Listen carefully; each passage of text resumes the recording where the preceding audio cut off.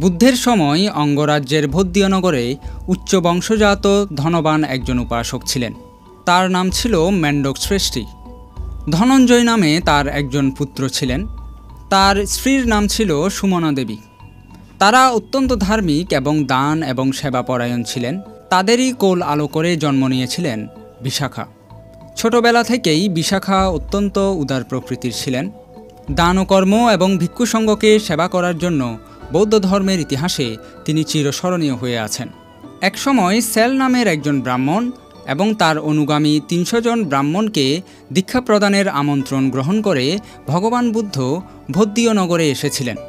বুদ্ধের আগমন উপলক্ষে বিশাখার পিতামহ মেন্ডকশ্রেষ্ঠী বিশাখাকে নিয়ে বুদ্ধ দর্শনে গিয়েছিলেন। সে সময় বিশাখার বয়স ছিল ৭ বছর। বিশাখার সাথে ছিল ৫০০ সখী, ৫০০ পরিচারিকা এবং ৫০০ রথ। বিশাখার সুযোগ হয় বুদ্ধকে কাছে গিয়ে বন্দনা করার। ভগবান বুদ্ধ বিশাখার জন্মজন্মান্তরের পুণ্যরাশি অবগত হয়ে তাকে ধর্মদেশনা প্রদান করেন। উপস্থিত সকলেই ভগবান বুদ্ধের ধর্মদেশনা গভীর শ্রদ্ধাচিত্তে শ্রবণ করেন। মেন্ডকশ্রেষ্ঠী শ্রদ্ধাবনত হয়ে ভিক্ষুসঙ্গসহ বুদ্ধকে পরদিন তার বাড়িতে মধ্যাহ্নভোজের জন্য নিমন্ত্রণ করেন। বুদ্ধ নিমন্ত্রণ গ্রহণ করেন এবং পরদিন সশিষ্যে মেন্ডকশ্রেষ্ঠীর গৃহে উপস্থিত হন। মেন্ডকশ্রেষ্ঠী ভিক্ষুসঙ্গসহ বুদ্ধকে উৎকৃষ্ট খাদ্যদ্রব্য দ্বারা আপ্যায়ন করেন। এরপর বুদ্ধ উপস্থিত সকলকে ধর্মদেশনা প্রদান করেন। বুদ্ধের ধর্মদেশনা শুনে মেন্ডকশ্রেষ্ঠীসহ পরিবারের সকলেই অপার আনন্দ অনুভব করেন। এ কারণে তারা ভিক্ষুসঙ্গসহ বুদ্ধকে আরও ১৫ দিনের জন্য নিমন্ত্রণ করেন। বুদ্ধ তাদের শ্রদ্ধা ভক্তি দেখে সম্মতি প্রদান করেন। ফলে শৈশবকাল থেকেই বিশাখা বুদ্ধের দেশনা শ্রবণ এবং বুদ্ধকে সেবা করার এক অপূর্ব সুযোগ লাভ করেছিলেন। কালক্রমে বিশাখা বিবাহযোগ্য হয়ে ওঠেন। পিতামাতা তার বিয়ের জন্য তৎপর হয়ে ওঠেন। সে সময় শ্রাবস্তিতে মৃগার নামে এক শ্রেষ্ঠী ছিলেন। পুণ্যবর্ধন নামে তার একজন পুত্র ছিলেন। পারিবারিক উদ্যোগে পুণ্যবর্ধনের সাথে বিশাখার বিয়ে হয়। বিশাখার পিতা বিশাখার সাথে করে বহু মূল্যবান রত্ন, রথ এবং উপঢৌকন দিয়ে শ্বশুর বাড়িতে প্রেরণ করেন। শ্বশুরালয়ে শান্তি এবং সম্প্রীতির সাথে বসবাসের জন্য বিশাখার পিতা বিশাখাকে 10টি উপদেশ প্রদান করেছিলেন। এই 10টি উপদেশ সার্বজনীন উপদেশ হিসেবে স্বীকৃত হয়।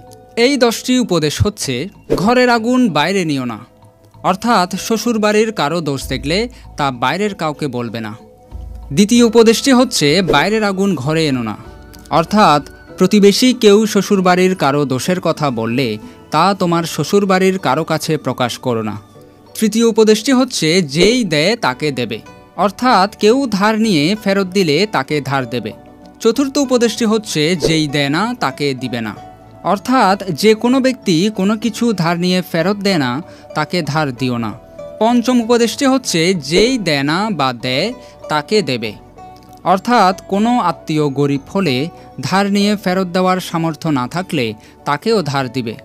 ষষ্ঠ উপদেশটি হচ্ছে সুখে আহার করবে, অর্থাৎ শ্বশুরবাড়ির গুরুজনদের খাওয়া শেষ হলে এবং অন্যান্যদের খাওয়া সম্পর্কে খবর নিয়ে তারপর নিজে আহার করবে। সপ্তম উপদেশটি হচ্ছে সুখে উপবেশন করবে, অর্থাৎ এমন স্থানে বসবে যেই স্থান থেকে গুরুজনদেরকে দেখে উঠে যেতে না হয়। অষ্টম উপদেশটি হচ্ছে সুখে শয়ন করবে, অর্থাৎ যাবতীয় গৃহকর্ম সমাধান করে গুরুজনদের শয়নের পর শয়ন করবে। নবম উপদেশটি হচ্ছে অগ্নির পরিচর্যা করবে, অর্থাৎ গুরুজন এবং ছোটদের সচেতনতার সাথে প্রয়োজনীয় এবং সেবা শুশ্রূষা করবে। দশম উপদেশটি হচ্ছে শ্বশুর শাশুড়ি স্বামী প্রভৃতি গুরুজনদেরকে দেবতা জ্ঞানে ভক্তি করবে। বিশাখার পিতার বিশাখাকে দেওয়া এই 10টি উপদেশ পারিবারিক সম্প্রীতি রক্ষার ক্ষেত্রে গুরুত্বপূর্ণ ভূমিকা পালন করে। বিশাখার শ্বশুর মৃগাশ্রেষ্ঠী এই বিবাহের জন্য 7 দিনব্যাপী উৎসব পালন করেন। কৌশলরাজ প্রসেনজিৎ সহ বহু গণ্যমান্য ব্যক্তিবর্গ এই বিবাহ অনুষ্ঠানে যোগদান করেছিলেন। বিশাখা শ্বশুরালয়ে সমস্ত কাজকর্ম নিজ দায়িত্বে সম্পন্ন করার চেষ্টা করতেন। এতে শ্বশুরবাড়ির লোকও তার প্রতি খুবই সন্তুষ্ট ছিলেন। কিন্তু বিশাখার শ্বশুর মৃগাশ্রেষ্ঠী ছিলেন কিছু ভ্রান্ত ধারার সন্ন্যাসীর অনুসারী। সেই সন্ন্যাসীগুলো সবসময় বিবস্ত্র থাকতেন। তারা প্রায় সময় মৃগাশ্রেষ্ঠীর বাড়িতে আসতেন।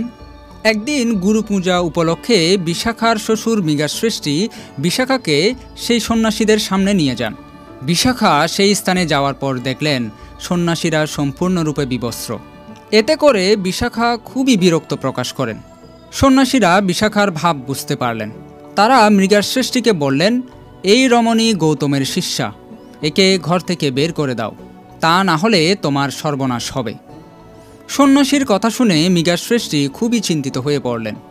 অতঃপর একদিন বিশাখার শ্বশুর মৃগাশ্রেষ্ঠী মহাপালঙ্কে বসে মধুপায়েস খাচ্ছিলেন। সে সময় পিণ্ডাচারী এক ভিক্ষু ভিক্ষান্ন সংগ্রহের জন্য বিশাখার বাড়িতে আসেন।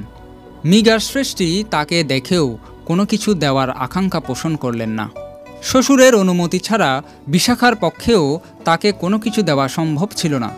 তখন বিশাখা আগন্তুক ভিক্ষুকে বললেন, ভান্তে, আপনি অন্যত্র চলে যান, আমার শ্বশুর বাসি খাবার খাচ্ছেন। বিশাখার শ্বশুর এই কথা শুনে খুবই ক্ষিপ্ত হলেন। তিনি বিশাখাকে গিয়ে বললেন, তুমি এই বাড়ি ছেড়ে চলে যাও। অতঃপর তিনি বিশাখাকে বাড়ি থেকে বের করে দেওয়ার জন্য দাসদাসীদেরকে আদেশ দিলেন। কিন্তু বাড়ির সকলেই ছিলেন বিশাখার ভক্ত। বিশাখাকে বাড়ি থেকে তাড়িয়ে দেওয়ার কথা বললে বিশাখা বললেন, আমি কোনো কৃতদাসী নই, চাইলেই আমাকে এ বাড়ি থেকে বের করে দেওয়া যাবে না। আমার পিতা 8 জন নীতিজ্ঞ লোককে সাক্ষী করে আমাকে এই বাড়িতে পাঠিয়েছেন। আপনারা তাদেরকে এখানে আসতে বলুন। তাদের বিচারে যদি আমি দোষী হই, আমি অবশ্যই এই বাড়ি ছেড়ে চলে যাব, কিন্তু অপবাদের বোঝা মাথায় নিয়ে আমি এই বাড়ি ত্যাগ করব না। মৃগাশ্রেষ্ঠী ক্ষিপ্ত হয়ে সেই 8 জন নীতিজ্ঞ লোকদেরকে আহ্বান করলেন। তারা বিশাখার শ্বশুরকে নিয়ে কেন এরকম একটি কথা বলেছেন তা জানতে চাইলেন। এর উত্তরে বিশাখা বললেন, আমার শ্বশুর বাসি খাবার খাচ্ছেন, তার অর্থ এই যে তিনি তার পূর্বজন্মের কর্মফলে অর্জন করা খাবার খাচ্ছেন। অতঃপর নীতিজ্ঞ লোকদের বিচারে বিশাখার জয় হয়। অতঃপর একদিন রাত্রিবেলা বিশাখা ঘরের বাতি হাতে নিয়ে বাইরে বের হয়। শ্রেষ্ঠী এটি দেখতে পেয়ে এর কারণ জানতে চাইলেন। বিশাখা বললেন, ঘোড়ার বাচ্চা প্রসবের খবর পেয়ে দাসীদের নিয়ে আলো হাতে তিনি অশ্বশালায় গিয়েছিলেন। তখন শ্রেষ্ঠী বললেন, তোমার পিতা তোমাকে ঘরের আগুন বাইরে নিয়ে যেতে নিষেধ করেছিলেন, তুমি তার আদেশ অমান্য করলে কেন? তখন বিশাখা বললেন, হ্যাঁ, নিষেধ করেছিলেন, কিন্তু আমি তার আদেশ অমান্য করিনি। আমি তার উপদেশ অনুসারেই চলছি। আমার পিতা ঘরের আগুন বাইরে না নেওয়া বলতে তিনি বুঝিয়েছিলেন শ্বশুরবাড়ির কোনো কথা বাইরের লোকের কাছে যাতে আমি প্রকাশ না করি। আমি নিজ গৃহের নিন্দা এবং কুৎসা যাতে বাইরের লোকের কাছে প্রকাশ না করি। এরপর বিশাখা তার পিতার দেওয়া অন্যান্য উপদেশগুলোও তার শ্বশুর মৃগাশ্রেষ্ঠীকে বর্ণনা করলেন। মৃগাশ্রেষ্ঠী তখন তার নিজের ভুল বুঝতে পারলেন। এদিকে বিশাখা বারবার অনাকাঙ্ক্ষিত প্রশ্নের সম্মুখীন হওয়ায় তিনি পিত্রালয়ে চলে যাওয়ার জন্য মনস্থির করলেন। অতঃপর বিশাখা তার শ্বশুরকে গিয়ে বললেন, আমি পিত্রালয়ে চলে যাওয়ার জন্য প্রস্তুত। তখন মৃগাশ্রেষ্ঠী তার নিজের দোষ স্বীকার করেন এবং বিশাখাকে পিত্রালয়ে না যাওয়ার জন্য বারবার অনুরোধ করতে থাকেন। বিশাখা শ্বশুরের বিনীত ভাব দেখে বললেন, আপনি তো বিবস্ত্র সন্ন্যাসীদের ভক্ত, আর আমি ত্রিরত্নের উপাসিকা। বুদ্ধ শাসনে গভীর শ্রদ্ধা সম্পন্ন কুলের কন্যা আমি। ভিক্ষু সঙ্গের সেবা না করে আমি কখনোই থাকতে পারি না। যদি আমাকে নিজের অভিরুচি অনুযায়ী দান করতে এবং ধর্ম কথা শুনতে অনুমতি দেন, তাহলে আমি থাকতে পারি। মৃগাশ্রেষ্ঠী তার কথায় রাজি হলেন। এর কিছুদিন পর বিশাখা ভিক্ষুসঙ্গ সহ বুদ্ধকে তার বাড়িতে নিমন্ত্রণ করেন। মৃগাশ্রেষ্ঠীর বাড়িতে বুদ্ধ যাচ্ছেন এই খবর পেয়ে বিবস্ত্র সন্ন্যাসীরাও এসে সেই বাড়িতে অবস্থান নেন। বিবস্ত্র সন্ন্যাসীদের এই ভয় ছিল, তারা যদি বুদ্ধের দীক্ষা গ্রহণ করে তাহলে তারা মৃগাশ্রেষ্ঠীর দান দক্ষিণা থেকে বঞ্চিত হবেন। এ কারণে তারা মৃগাশ্রেষ্ঠীকে বুদ্ধের সাথে দেখা করতে নিষেধ করেন। তাদের উপদেশ মতো মৃগাশ্রেষ্ঠী ভিক্ষুদেরকে দেখে নিজের কক্ষে বসে রইলেন। বিশাখা যাবতীয় দান সাজিয়ে তার শ্বশুরকে ডাকলেন, কিন্তু মৃগাশ্রেষ্ঠী বিবস্ত্র সন্ন্যাসীদের কথা মতো বিশাখাকে দান ও কর্ম শেষ করতে বললেন। বিশাখা সশ্রদ্ধ চিত্তে বুদ্ধসহ ভিক্ষু সঙ্গকে দান করেন। দান ও কর্ম সম্পাদন হলে বিশাখা তার শ্বশুরকে বুদ্ধের ধর্ম দেশনা শোনার জন্য আহ্বান করেন। তখন শ্রেষ্ঠী ভাবলেন, এখন যদি না যায় তাহলে খুব অভদ্রতা হবে। এরূপ চিন্তা করে তিনি যাওয়ার জন্য উদ্যত হলেন। এ সময় বিবস্ত্র সন্ন্যাসীরা বললেন, শ্রমণ গৌতমের ধর্ম শুনলে পর্দার আড়াল থেকে শুনবে।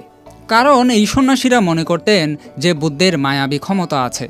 সেই মায়ার বলে মৃগাশ্রেষ্ঠীকে মুগ্ধ করে তিনি বুদ্ধের শিষ্য করে নেবেন। সন্ন্যাসীদের নির্দেশ মতো মৃগাশ্রেষ্ঠী পর্দার আড়ালে গিয়ে বসলেন। অতঃপর বুদ্ধ বললেন, শ্রেষ্ঠী, আপনি পর্দার অন্তরালে, প্রাচীরের অন্তরালে, পাহাড়ের অন্তরালে অথবা দিগচক্রবালের অন্তরালে যেখানেই বসুন না কেন, আমার শব্দ সর্বত্র ঘোষিত হবে। এই কথা বলে মহাকারণিক বুদ্ধ ধর্মদেশনা শুরু করলেন। প্রথমে সৃষ্টির আগ্রহ না থাকলেও ক্রমে ক্রমে তিনি মন্ত্রমুগ্ধ হয়ে পড়েন। অতঃপর বুদ্ধের দেশনা শেষ হলে মৃগাশ্রেষ্ঠী শ্রোতাপত্তি ফলে অধিষ্ঠিত হন।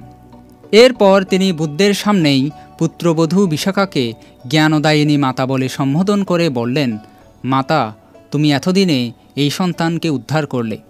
তখন থেকেই বিশাখাকে মৃগার মাতা নামে অভিহিত করা হয়। এরপর থেকেই মৃগার শ্রেষ্ঠীর গৃহে বিশাখার উদ্যোগে ভিক্ষুসঙ্গের নিত্য মধ্যাহ্ন আহারের ব্যবস্থা করা হয়।